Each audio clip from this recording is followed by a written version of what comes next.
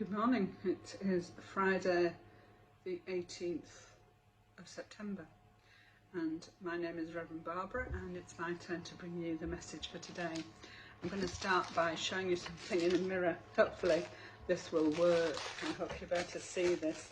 I found this on my car. I parked in the centre of Preston.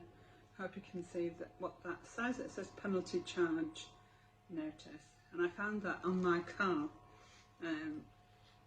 having been in the office at Central Methodist Church, and I opened it up to discover that I was being accused of parking in a designated disabled person's parking place without displaying a valid disabled person's badge in the prescribed manner. And I kind of thought, well, I'm sure I'm not, because I'm actually parked in the grounds of St George's Church. I have a pass to park at the front of St George's Church. So I took a picture of that badge with the penalty notice and thought, oh, I should try and sort that out, do something about that. Anyway, when I turned, there was the traffic warden, and so I went and I said, you don't happen to know who's done this? I mean, it was done in the morning and this was late afternoon when I was leaving, and she looked at it and she said, yeah, I did that this morning, she said, for that. And then she sort of looked and said, well, which is your car? And I said, well, mine's the car that's parked in the church grounds. Anyway, when we looked at this piece of paper that's given with it, telling you, you know, what you've done, how you can pay and how much you need to pay, what we recognised was that it actually wasn't issued to my vehicle. It was issued to a different vehicle, a white Ford. And she also had a picture in her little machine that showed that particular car. And she said, oh yes, it was definitely parked here on this side of the church sort of railing. It's not really a railing, markers. She said so. So I said, well, what do I do with it? And she said, oh, you just throw it away. She said, because it means that whoever moved it, if they're the owner of the vehicle, they'll get a charge in the post. And so I've been thinking about it for a little while since it happened. I think it was Tuesday it happened. And I've been thinking about it, and I've been thinking about that whole idea of a penalty charge, that you get charged for doing something wrong. And initially I kind of thought, oh, but I'm not doing anything wrong, I'm not doing anything wrong.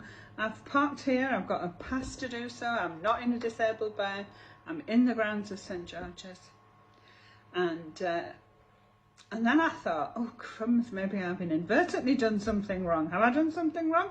Have the rules changed? And then, of course, when I chatted with the parking warden, it became clear that I had indeed done nothing wrong. The other person had. Now, someone suggested to me recently that maybe the person whose car it was decided that they would just take it off their windscreen and pop it on someone else's, hoping that that person perhaps wouldn't check too closely and would simply pay the bill, pay the penalty.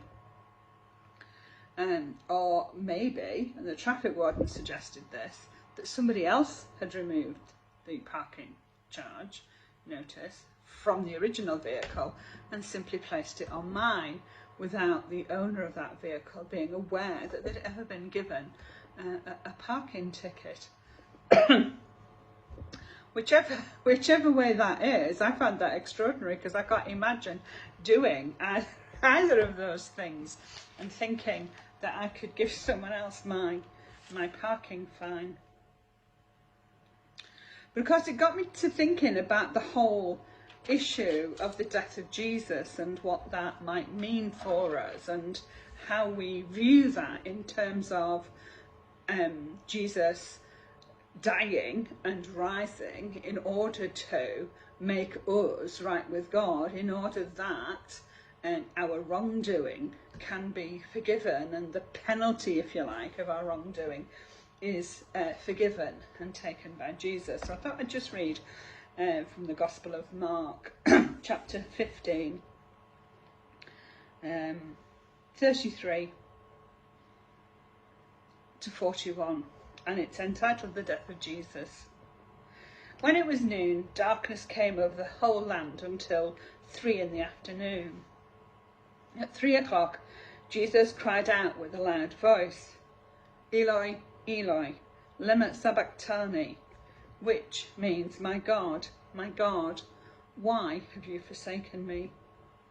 When some of the bystanders heard it, they said, listen, he is calling for Elijah.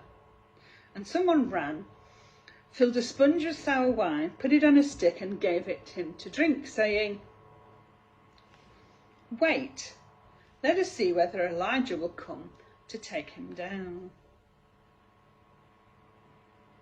Then Jesus gave a loud cry and breathed his last, and the curtain of the temple was torn in two from top to bottom. Now when the centurion who stood facing him saw that in this way he breathed his last, he said, truly, this man was God's son. There were also women looking on from a distance. Among them were Mary Magdalene, and Mary, the mother of James, the younger, and of Jose and Salome. These used to follow him and provided for him when he was in Galilee. And there were many other women who had come up with him to Jerusalem. Thanks be to God for his word. So what happened when Jesus died on the cross? I have said for a long time, ever since I was first a Christian, that I understand that Jesus died for me. But what do I mean when I say that Jesus died for me?